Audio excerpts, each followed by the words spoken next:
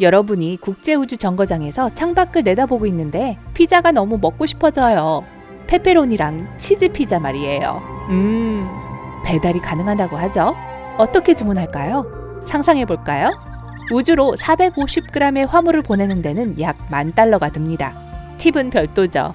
그렇다면 우주국들은 어떻게 우주 비행사들에게 산소, 물, 그리고 음식과 같은 보급품을 보낼 수 있는 걸까요? 우주 비행사를 보낼 때 같이 보낼까요? 더 효율적인 해결책을 찾기 전에 사람들은 로켓에 물을 가득 담아 우주로 보내곤 했습니다. 물이 많은 공간을 차지했는데 물이 없었다면 그곳을 다른 물자로 채웠을 겁니다. 그리고 이렇게 추가된 무게로 인해 연료가 낭비되었습니다. 앞선 질문에 대답하자면 아닙니다. 처음부터 우주 비행사들과 함께 가는 것은 아닙니다. 그럼 배달이 되는 거죠? 배달은 너무 위험하고 비용이 많이 듭니다. 발사 때나 국제우주정거장으로 가는 길에 화물선에 나쁜 일이 생기지 않는다는 보장은 100% 할 수 없습니다. 예를 들면 우주 해적이요. 화물이 정거장까지 도착하지 못하면 다음 배달까지 아주 오랜 시간이 걸릴 거예요. 우주 비행사들에게 이는 너무 위험한 상황이겠죠. 네, 그럼 물건별로 나눠보도록 하겠습니다. 하나씩 보겠습니다. 물. 우주 비행사의 주된 물 공급원은 우주 비행사 본인입니다. 땀방울이든 호흡에서 나오는 기미든 변기로 가는 것이든 이 모든 물은 복잡한 여과 시스템을 통해 처리됩니다. 여과가 되면 깨끗하게 마실 수 있는 물이 되지요. 네, 맞아요. 우주 비행사들은 자기 몸의 H2O를 재활용합니다. 사실 쉬아의 85%는 깨끗한 물로 변할 수 있어요. 물은 여전히 화송선을 통해 ISS로 보냅니다. 하지만 우주선의 워터 트리트먼트 시스템 WRS의 발명으로 모든 게 훨씬 쉬워졌어요. 그리고 전기 분해라는 과정 덕분에 물 자체에서 필요한 산소 보존량을 추출하는 방법까지 고안되었습니다. 하지만 더 깊게 파고들긴 어렵고요. 지금은 살짝만 살펴보겠습니다. WRS의 작동 방식. 우주 비행사가 변기에 가서 물을 내립니다. 죄송해요. 액체는 아주 빨리 회전하는 칸으로 내려가 원심 분리기처럼 작동을 합니다. 이 원심 분리기는 가열이 됩니다. 고압 및 고온에서 액체가 증발하여 외부 공간에서 응결되게 됩니다. 거기서 응축수가 탱크로 들어갑니다. ISS에서 나오는 땀과 배출된 공기 등 모든 수분은 동일한 탱크로 들어가죠. 거기서부터 물은 액체의 악취를 씻어내는 분리막으로 들어갑니다. 여러 단계의 여과 과정을 거친 뒤 다시 한번 가열해 물은 소독됩니다. 그러면 짜잔! 깨끗한 물이 되죠. 어떠세요? ISS에서 살 수 있을 것 같으세요? 댓글로 알려주세요. 좋아요. 이제 산소. 바로 영상 속 질문입니다. 제가 잠깐 언급했듯이 같은 물에서 산소도 얻을 수 있습니다. 학교에서 화학 수업이 기억나시나요? 산소가 H2O의 O잖아요. 이렇게 산소를 만들어냅니다. 전류의 물 분자를 통과시켜 물을 분해합니다. 이 과정을 전기 분해라고 합니다. 그 후에 수소 원자 2개와 순수한 산소 원자 1개를 얻게 되지요. 이렇게 분리된 산소 분자들을 특별한 실린더에 모으면 우주 비행사들은 쉽게 숨을 쉴 수 있습니다. 그러면 남은 수소 분자는 어디로 갈까요? 수소 분자들은 또한 우주 비행사들을 위해 사용됩니다. 사바티의 반응이라는 것을 통해 수소는 이산화탄소와 섞입니다. 이산화탄소는 지금 여러분이 내쉬고 있는 물질이죠. 그리고 물이 만들어집니다. 대단하죠? 그렇다면 ISS는 물과 공기의 보존량이 충분해 지구로부터 완전히 독립적이라는 건가요? 불행히도 그렇지 않습니다. 이 복잡한 시스템 덕분에 하루에 2kg이 조금 넘는 산소를 생산할 수 있습니다. 이 정도는 겨우 2사람뿐입니다. ISS 우주 비행사들은 보통 6명입니다.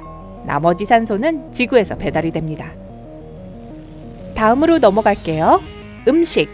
음식의 경우 ISS는 전적으로 지구에 의존하고 있습니다. 우주용 냉동 건조 음식은 우주 비행사들이 정거장으로 향할 때 함께 붙여지거나 별도의 화물이 보내집니다. 하지만 정말 다양한 음식이 배송된답니다. 나사에서는 우주 비행사들이 과일, 견과류, 닭고기, 쇠고기, 해산물, 사탕, 그리고 심지어 브라우니까지 먹는다고 합니다. 또한 커피, 차, 주스, 그리고 레모네이드도 마십니다. 그렇다면 신선한 과일과 채소를 먹을 수 있도록 정거장에 실내 정원을 만들 수 있을까요? 그게 말처럼 쉽지 않아요. 지구와는 엄청 다른 우주 공간에서 식물이 어떻게 자랄 수 있을까요? 중력도 없고 낮과 밤이 수시로 바뀌죠. ISS에서는 매일 16번의 일출과 일몰이 일어납니다. 공기는 건조하고 춥습니다.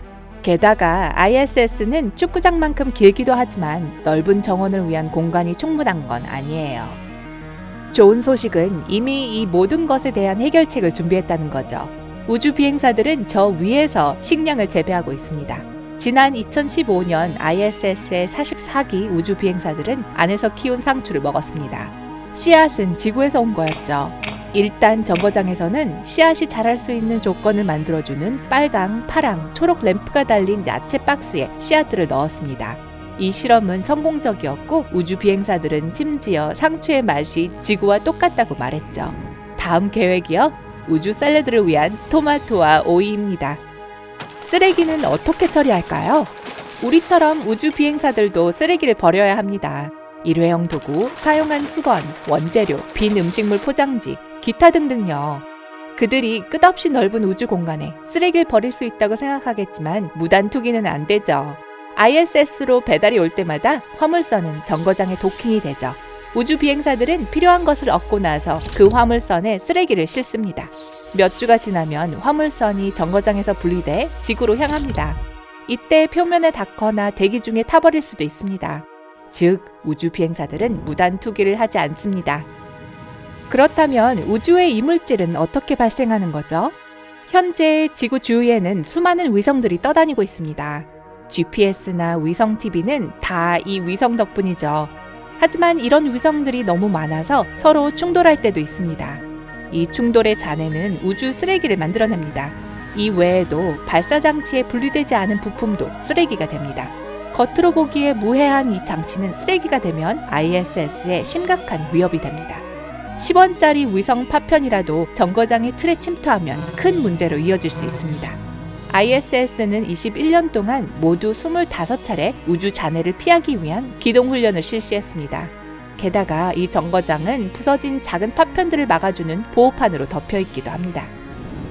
ISS에서 화성으로 국제우주 정거장은 점점 더 자급자족하게 되고 있는데요. 재미있는 사실은 이런 실험이 미래의 더 큰 임무를 위한 준비와 거의 비슷하다는 점이죠. 붉은 행성을 우리의 이주지로 만드는 그 계획 말이에요. 지구에서 겨우 400km 떨어진 곳이 아니라 집에서 2억 2천 km 떨어진 곳으로 떠날 겁니다. 즉, 배달 및 쓰레기 수거 서비스는 없습니다. 그러면 거기서는 쓰레기를 어떻게 처리할까요? 답은 간단합니다. 쓰레기 재활용. 계획은 액체 연소 시스템을 사용하여 모든 쓰레기를 처리하는 것입니다. 즉, 유기물과 무기질의 폐기물을 모아서 으깨고 과산화수소와 섞는 것입니다. 하루가 지나면 전류가 흐르고 산화 반응이 시작됩니다. 모든 쓰레기가 장치에 보이게 되고 미생물 집단을 그 장치에 넣습니다. 미생물들은 쓰레기를 먹고 공짜 전자 부산물을 방출합니다. 그리고 전극과 배터리를 에너지가 축적된 장치에 연결합니다. 이게 다 무슨 뜻일까요? 과학자들은 세균의 도움으로 쓰레기를 재활용하고 전기로 바꾸는 방법을 개발했습니다. 배터리는 400시간 동안 사용할 수 있고 그 후에는 박테리아를 교체해야 합니다.